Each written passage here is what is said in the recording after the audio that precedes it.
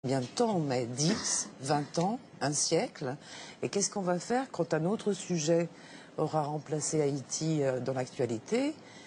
Qu'est-ce qu'on va mettre en place pour les aider à reconstruire leur pays? Parce que là est le travail le plus profond, le plus ardu et le plus dur, quoi, le plus pénible. Qu'est-ce qu'on va mettre en place pour les aider à reconstruire notre pays? Je pense que je peux vous répondre là-dessus parce que nous, on mène une action suite au tsunami et que cette action, on la mène avec notre association depuis 2004, la fin 2004, début 2005, à aujourd'hui. On se rend compte qu'il y a un besoin de pérennité dans ces actions et que c'est vrai que l'émotion, c'est sur l'instant. On voit des images, on a envie d'aider tout de suite. Or, là, l'aide, elle a afflué sur Haïti. Mais les seuls qui peuvent aujourd'hui apporter une aide dans un cas aussi extrême que celui-là, ce sont les États, ce sont les grandes ONG, ce sont les organismes qui sont capables de construire des ponts, de construire un hôpital, de mettre un bateau à disposition pour soigner des blessés. Et il est vrai que sur des actions comme celle d'Haïti, on va avoir besoin d'aide pendant 10, 15, 20 ans.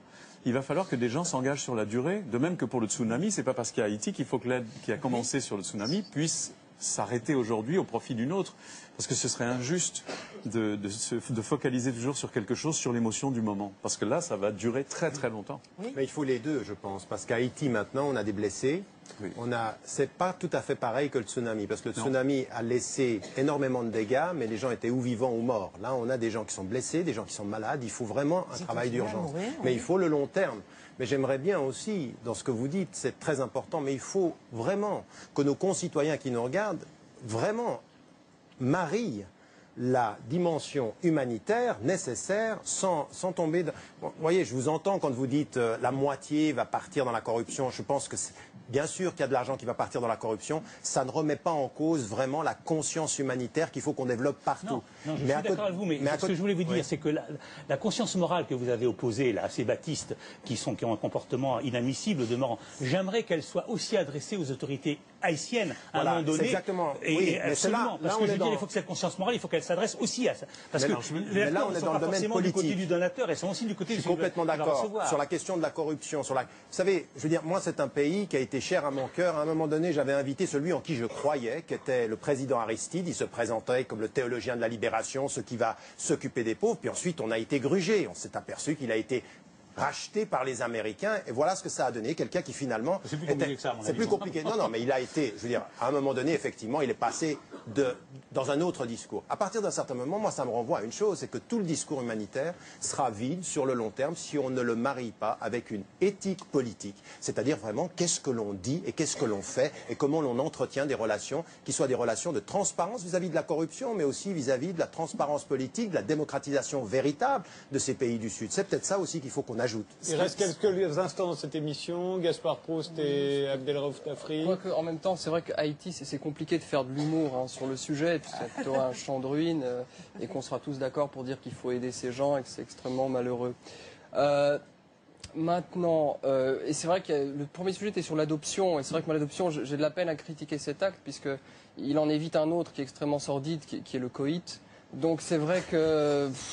comment vous dire? Vous voyez? Mais c'est vrai que, ah là là, quelle tristesse après tout. Mais pour rebondir sur ce que vous aviez dit dans le débat avant sur Dominique de Villepin. Moi je n'ai rien dit, c'est vous qui avez dit. Abdelraouf Tafri. Qu'est-ce que j'ai dit? Qu'est-ce que j'ai dit? Il vous reste une minute.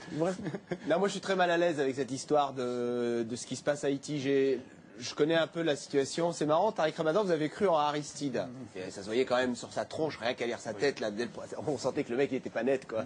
Moi, je me souviens avant qu'ils viennent au pouvoir et dans l'opposition. Mais ils sont toujours gentils avant qu'ils arrivent au pouvoir. Oui, mais voilà. Ils ont toujours plein de promesses. C'est quand ils y sont que là, ça commence à partir en vrille. C'est vrai aussi. Mais moi, je me souviens d'un documentaire magnifique qui avait été diffusé sur Arte il y a 5 ou 6 ans.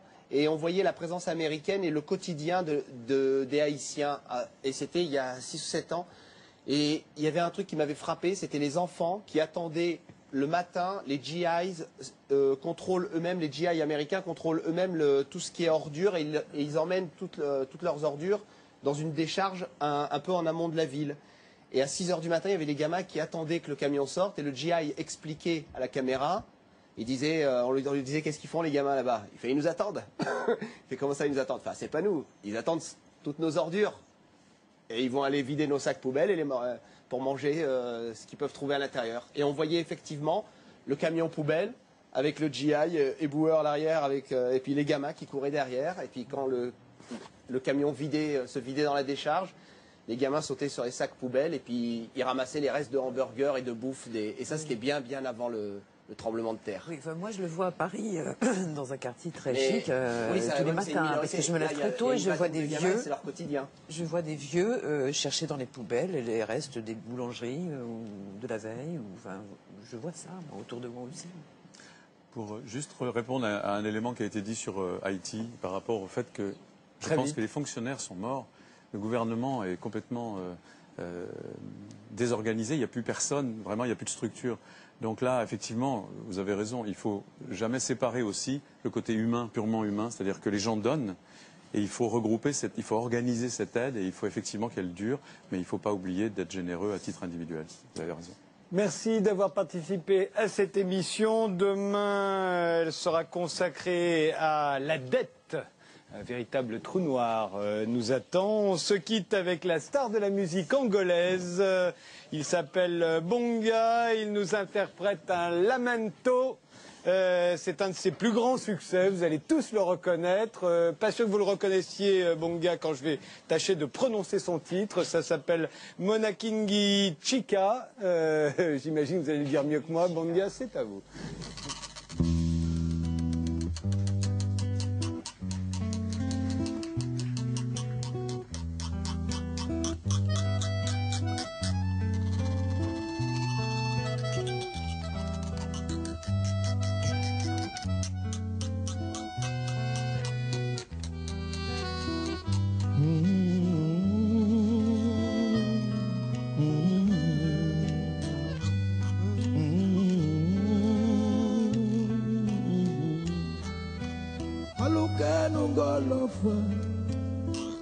Mubingi kiawe mwene wondo kala benaba mengondo yane mona mwenyezi mongola we siyaweza mona mwenyezi bewe kalunga unga mona mwenyezi mongola siyaweza mona mwenyezi kalunga unga zambi wangi bana mona kamuvalele mwenyezi wundukala benaba mona mwenyezi mongola we siyaweza mona mwenyezi kalunga unga alukenu ngolofwa kamubingi chawe mwene mondo kala benyamba mengondo yane mona siyaweza mona mwenyeze banga keje kalunga uma mona mwenyeze siyaweza mona mwenyeze kalunga uma alukenu ngolofwa ngamubingi chawe mwene wondo kala benyaba emengondo yane mona mwenyeze mona mwenyeze mongola we kalunga uma mona mwenyeze mona mwenyeze mongola we kalunga uma zambi wangi pana mona ngamuvalele mwenyeze wundukana benyama ngondo yane mona siyaweza mona mwenyeze kalunga